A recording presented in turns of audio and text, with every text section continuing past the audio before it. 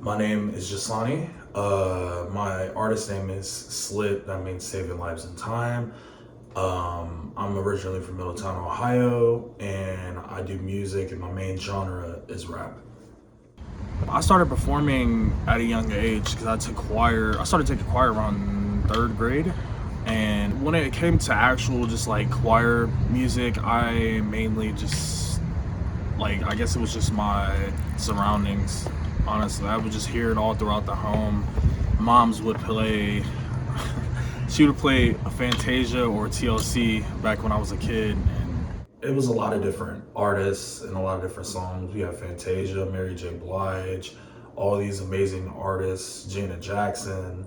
And that's how I was growing up in my mom's home. And then when I was with my dad, because they were split, there was a lot of hardcore hip hop, talking Tupac, like a lot of Cali rap, just a lot of different influences growing up before choir. But when I found out that my old prep school did choir, I never had I didn't know anything about choir. I knew I had a good voice, but never really thought that I could have a career in music someday. But I tried it and I loved it.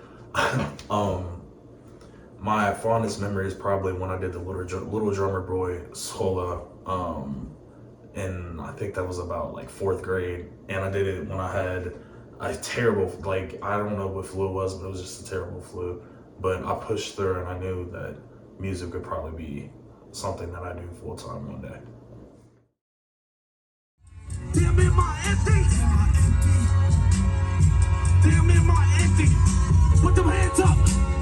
1, 2, 3, let's go. Oh, I get it. You knew I was down, but I get it. You needed to go, but I get it. But you know you did wrong, so I quit it. He saw his fault, but forget it. If he waits, platoon is fitting. If he waits, platoon is fitting. If he waits, platoon is fitting. This was one of my greatest performances ever, and I still hold it near and dear to my heart because it's like I was actually able to let loose on stage and not be censored. When I'm told that I can't, I don't have to censor, I practice without censoring myself. I practice doing through how the song was recorded, because I don't use lyrics on my backing tracks. I just do the beat. So it's I go just completely off the dome of what I remember of the song. You did it, and now you are gone and it's finished. The person I knew had just vanished, and I'm stuck in the long game replenished. And I look at this grave as I'm finished, and I look at myself as diminished. Honestly, when I moved here, I was sure that I was probably going to be done with music. It was a lot of stress back home, and I had a lot of stuff going on mentally. I didn't know what I wanted to do when I got here, and my mom, she was very worried for me because I wasn't in a good mental state. But then I bounced back very hard, and when I started writing my thoughts down again and everything, and I went on a run. This was around 2021 because this is when I moved here. I went on a very good run for my music and started producing my own music, not the beats, but producing it as in mixing and all that other stuff. But it started getting a little bit of traction, not a lot, but it started getting a little bit of traction. Well, honestly, being here changed my whole aspects. Just seeing other artists come and go, and just seeing other artists, young artists, not have an outlet, and honestly seeing them being in the same position that I was in when I was their age. It's I feel like I'm 40 and I'm only 21, so it's when it comes to music, when it comes to involvement, I want to try to help everybody come up easier. So it's being here in Tallahassee, we kind of need that. Sharing it here is way better than it was in Ohio. There was no outlet there when I started rapping. There really wasn't a lot of a need for, not a need, but there really wasn't a niche for it. There wasn't a lot of people doing music how I do it now. And it's somebody said that I set the trend for it, and it's I can confirm and deny that, because I don't think I set the trend, but I was one of the people that did it consistently, and probably influenced a couple other people when they saw when I got here. Because when I was back home, my influence wasn't really good. My music, the music I was putting out was very half-assed. It was bad. It was very bad. and I'm a man to admit that. But when I moved here, I moved here on my own and stuff like that. Started doing a lot of things on my own. I spent a lot of time on my own. The creative process started getting more lengthier, and the production of the music, it came together very, like, it came together professionally. And sharing it here, it was like wildfire, because there's a huge need for music, for rap especially, but like in music in general, there's a huge need for it here. It's competitive, like it's a competitive scene, especially for rap. It's like I see battle of the bands all the time with different like publishing companies, like having the battle of the bands, and there's just all these great bands going at it. And it's like it's that competitive when it comes to rap, even if not more competitive, because there's more like rappers than anything. And it's like it's like a dog eat dog world, and it's like it's hard trying to compete, but well, if you're trying to compete. But for me, it's like it's maintained, because it's like I'm in my own little genre.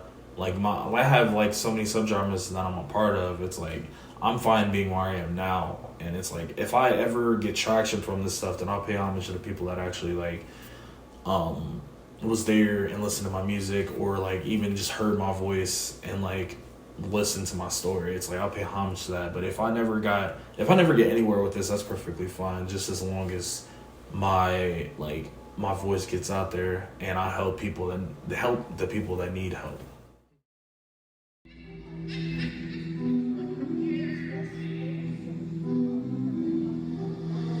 On the beat.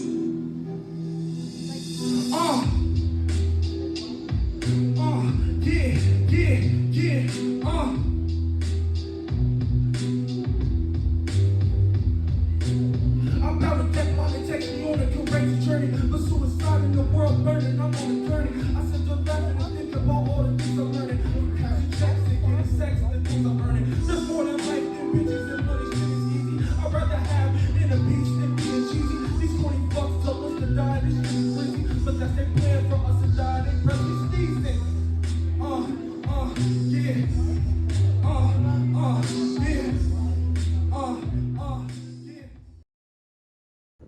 Since I've been here, there's been a lot of connections. I've already had connections before, because I've lived here before.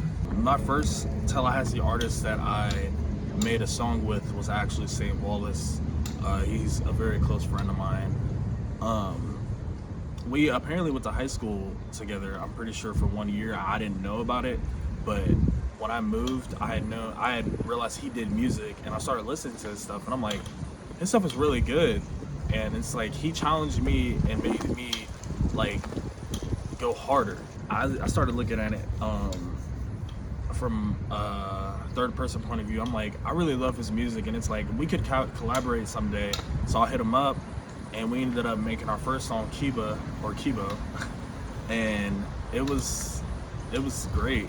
Then the second person would have to be the lovely Naomi Murray. She is probably, like, I found her, it's funny how I found her. I'm pretty sure I was on Tinder, and I had saw that she did music, and I actually looked like her music up, and she had one song, and it was called Underground Memo. I'm pretty sure it was Underground something, and I listened to it. I'm like, yo, this song is actually really dope. And it's like, I knew I wanted to collab. I knew that was the first person second person I really wanted to collab with, but the first female artist that I wanted to collab with, because it's like her voice is heavenly. It's like I hit her up, and we like started talking about music and stuff like that. And I think maybe 2 months after that, our first song, Disloyalty, came to play, and it was a good song. I really like that song. Bang, bang, bang, it's that gun to your mama head. Trouble making music cause the feds don't like my melanin. Microwave my ramen and I can't forget the seasoning. Keep it in the closet, I don't need the police seeing shit. This shit is crazy to know how I look, but I'm gonna take a chance. I'm gonna take a chance. There's a feud in all of the beats, but I'm gonna make it dance. I'm gonna make it dance. You got it wrong, I'm not with the crew. You know what I'm here, you know what to do. This shit is crazy, don't know how I look, but I'm gonna take a chance. I'm gonna take a chance. Yeah, hey, I got a voice and you know I'ma use it. Taking it back, don't know how to lose it. She made this beat, you know we go stupid. I went to there, you know you can use it. I got it back and I'm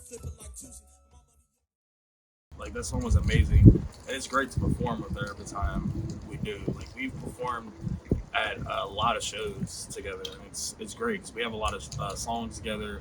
I like her vibe because her music is completely different from mine, and her vibe is just amazing.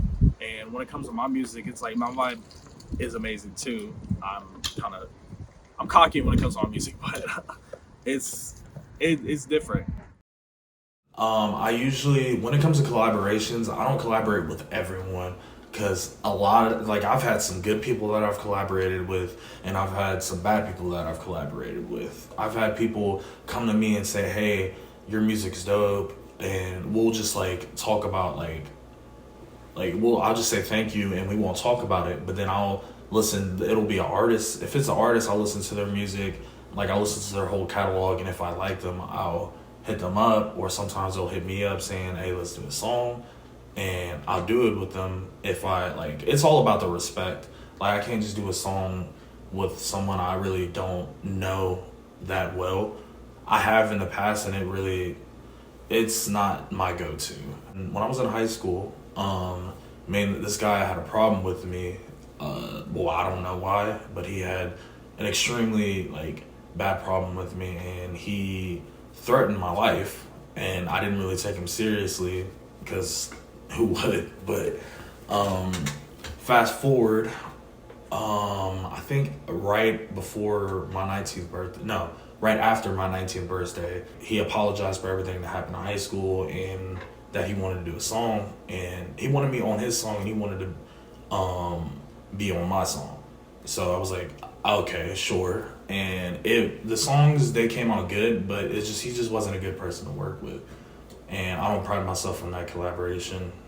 But when it comes to collaborations, there are good and bad eggs. And honestly, you just got to play the field to know who to work with in this industry.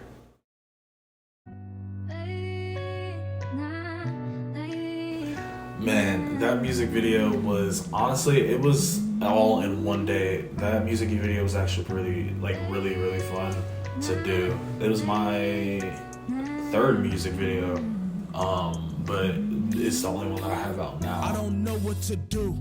Without my hope, me and you are through. I can't compare, nothing left to do but give up. I started thinking about options to see if it's something, and realize I'm filled with toxins. I'm so fucked up, and you lucked up.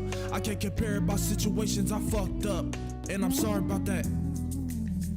And I'm sorry about that. And baby, I'm really sorry about that. I heard that you're out there looking for me.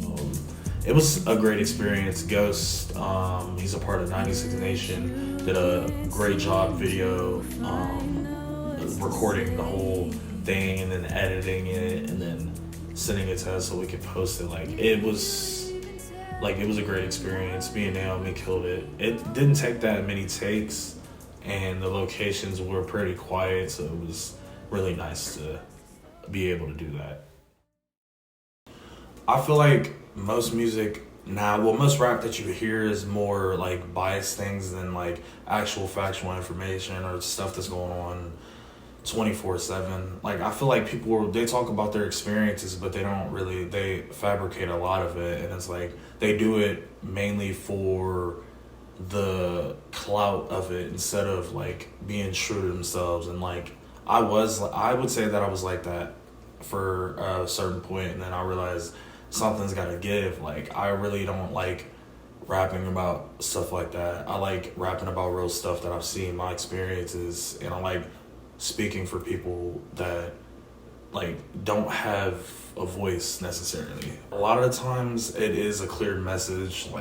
I focus more on just how my people, as in African Americans, Black people, we're treated, how we're still treated, how we're portrayed by cops. I focused on that. That was one of my focuses, and then I've also talked about how dealing with the thoughts of suicide, going through a lot of stuff, a lot of different experiences, how I dealt with the thoughts of suicide at a young age and how I deal with it now. I mainly just try to get my story out there so people who are thinking the same, they realize that they're not alone and they have someone to talk to. And then I've also talked about how like breakups like hurt and it will change you as a person, and how family members like really don't care about blood. Like it's family isn't really family. Like you can choose your family type like stuff. Change is so fucking stupid. How about you love yourself and dream lucid? Walk into the store for some candy and then they shoot, bitch. Hit you in your head and then leave. And that's how they do shit. Walk them down the street and they sneeze. And when they shoot shit, hands all in the air and they screaming. Fuck them tripping. You take it to the back if you moving. Get the tension. Cops don't care about if you going. They have to do some fuck cops. They don't give a fuck about us. Fuck cops. They put their fucking foot on their neck. Fuck cops. Every time I leave the house, I got fit that I won't make it home because the cops. Fuck cops. They don't give a fuck about us. Fuck cops. They put their fucking foot on their neck.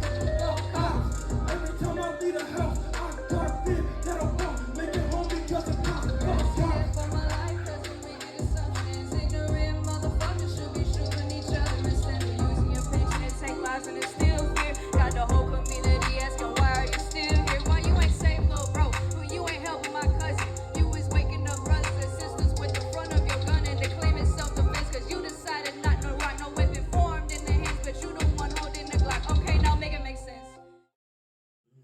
Well, for years, I always wanted to do a cipher. Like, I would see XXL do it and then all these other ciphers and stuff like that. So I always knew I wanted to do it, but then I thought that this would be the right time because everything was going so good for our music. So I was like, I need to bring up this idea to like a couple of different bars or sit down and have a meeting with someone to discuss my ideas and come up with a pitch. I wanted it to be a recurring thing, something that'll happen often, and more artists in Tallahassee are able to come, perform, and have like show how they operate with their music. And I brought Naomi on because I'm like, that's like the only person that I would trust with this information that wouldn't steal my idea necessarily, because I had a lot of ideas when it came to that cipher, and she didn't steal anything. She actually made the cipher. It was just supposed to be a regular cipher for artists, like any artist that wanted to perform. And because it was Black History Month at the time, and she altered it to where it was a freedom of speech cipher. And I love that idea because it was called the MLK cipher. And honestly, it was supposed to be on Martin Luther King Jr. Day, but we ended up not doing that. When she changed it to freedom of speech cipher and then came up with some other like small ideas, I really loved it. Like, I love the pitch, and I love my idea coming to like life, and then her influence coming in, and then us collaborating on it and going to 96 Nation with the pitch. Like, we literally had a whole meeting of just like this pitch, and like there's slideshows and stuff like that we had. Like, it was very professional. Like, we went over there, sat down with them, and we talked about it, and they accepted the pitch a day later. And that's how it came about. Okay, life, liberty, pursuit of happiness, more like strife on our people in the war on blackness. Diversity and inclusion is a path to positivity. Ron DeSantis tore it down like it's fatal path to presidency. It is what it is, right? We're supposed to let it go and give it to the white supremacy, huh? I don't know about you, but it don't make no sense to me. Just cause I'm pro-Palestine don't mean I'm anti-Israeli. That's like charging homicide for a miscarried baby and shooting black and brown bodies cause we found what they say is right. We in the fight for our lives. Media clings to the lies. Jake Baldwin wasn't lying. He said indifference is making us blind. Honestly, I don't know what'll set me off. And it's like, some days I'll just sit in my room and it'll be dark and I'll just write and just continue to write music, just talking about stuff that I've seen that day, that week, that year, just stuff that bugs me. And I'll put it into a song where I'll just keep it in my notes. I could just be walking down the street, or I could just be at the store, and I'll just start like come up with a rhyme scheme, or I'll just go off the dome about like just stuff that I like have written down, and like when it comes to practice, if it's before a show, I usually just practice here. I use a speaker and a mic, and I'll just go over the mic and just perform it, or I'll shadow rap, which is basically shadow boxing, like you're just fighting shadows, honestly, but it's basically just rapping. Like I'll rap the rhyme scheme out loud, try to get my cadence right, and just try to practice it there. But it's like when I say I talk about like real stuff, or like I try to talk about stuff that bothers me, like when I see something that irks me, I have to, like, I hate bottling stuff up, because that was one of my main problems, like coming up, like as a child. And it's like I would bottle stuff up because I feel like I didn't have anyone to talk to about it. So when music, that was also another inspiration. I would just start writing about just whatever I was feeling, and I would just put it in my notes, so before I actually started rapping. Sometimes I hear a beat and it clicks in my mind like instantly, like an instrumental, and it's like I can put words, like the words that I have written down, or I'll remember it, because a lot of the times, like I'll go back like random times and just look at what I have in my notes and just memorize it, or just add to it and just keep adding to it. And it's like that's mainly how my song "Where Was the Love," that's mainly how that song was made. And it's a struggle. Honestly, I would say it's a struggle. It was a struggle at first when it comes to recording the songs, but it got easier, because like when it comes to recording the real stuff that I do now, it's kind of hard looking back at those notes, because a lot of the times it hurts to look at and stuff like that. And with my upcoming album, it hurts more, because I'm going like deeper into my soul to let out my story. When it comes to producing my music, I usually do that all myself, except the beats, because I'm not mainly a producer, sadly. I wish I was that talented, but it takes a lot of time. But when it comes to mixing my music, that is something that I do professionally. And how my process is basically just open my software, and if I have an instrumental in mind, I'll pull it up, and then I'll just have it playing for hours and hours on end until I have the whole song written down. And then I just not bum rush it, but I'll do it in takes, or I'll try to do it in one take until I get it right. And I have songs that I'm still working on from 2 years ago, like, because I can't get the cadence right.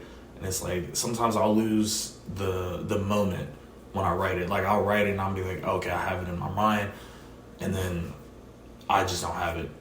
But it's a process. My creative process is very weird, but it's at the same time it's very like wholesome in the end, because it all comes together. Well, when a good record comes together.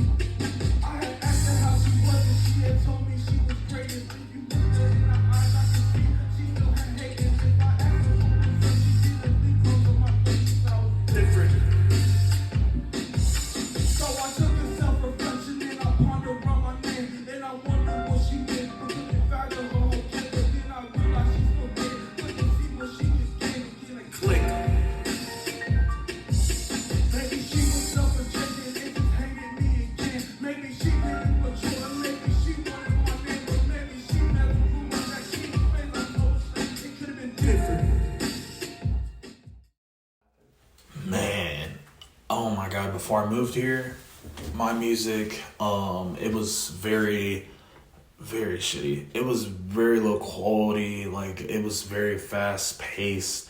It was funny because my first song that I put on all platforms, a lot of my first songs, they were on my iPhone.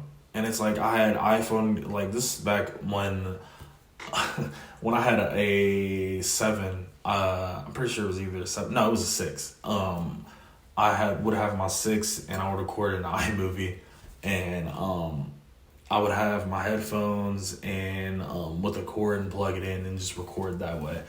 I did that for like a lot of my first songs, and a lot of them like actually got some plays on SoundCloud and on the ones that I have on mainstream. They got some plays there too, but they were very very shitty. Like I was really playing on myself. I was really playing myself.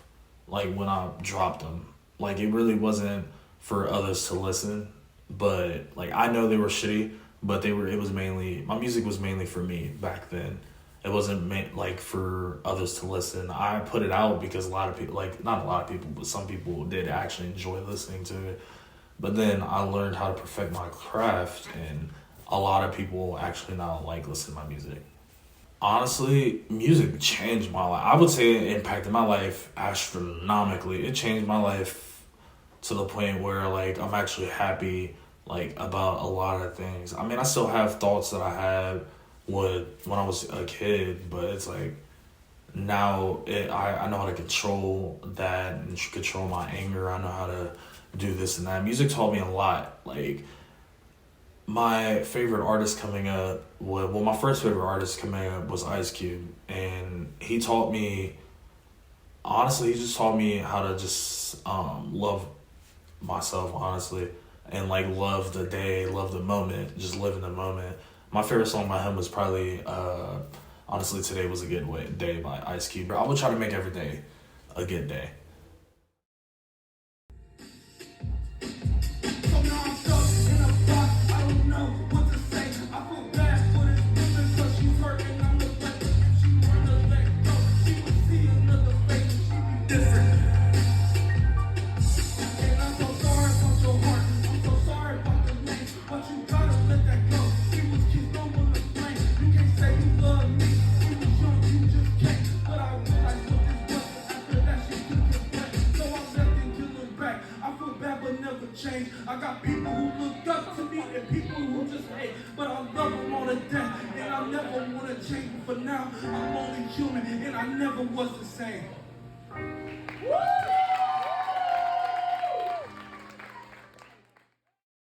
Like when it comes to music, like I've had multiple times that I wanted to quit, and my biggest one was probably when I moved here to Tallahassee, because I just didn't know if I wanted to do it. I just wanted to do a whole another career path, but like I said, a lot of stuff was going on from back home, and coming here, I still had PTSD from a lot of stuff, and I just wanted to quit everything. But when I started writing my thoughts down again, I really found myself, and I realigned myself, and it was honestly that's mainly what was the start of me perfecting my craft. That's what gave me the fuse to put out a lot of my songs that I still love near and dear to my heart. There shouldn't be like any hold, like you shouldn't hold back when you do music. If you want to do music, you should be yourself and make sure that that's actually something you want to do, and not copy like anyone else's cadence, flow, style,